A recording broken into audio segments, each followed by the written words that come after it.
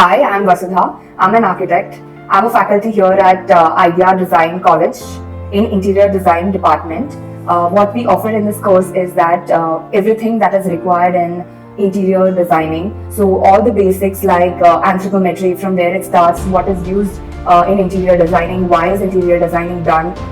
We give them all the basic knowledge of all the standards, how color impacts in interior designing, and everything, like even from designing of a small space to a larger space. We give them the model making sessions, and once they are done with all the basics, they get to go to the site visits. They get all the all the practical sessions where how this all interior designing is being installed, what happens in interior designing course. They get to know about the live projects going in the outside world, how they have to connect from theory classes to practical world, and how they have to execute it is through the zone, that is softwares and all. So they get to learn all these things. They have all the basic knowledge of the softwares, or where they are going to do all the detailings and execute it to the clients. Most of them, what we do is we only give them the theory classes, but here at IDeA we don't do that. We give them all the practical knowledges too. They have weekly site visits where they get to know a lot of things.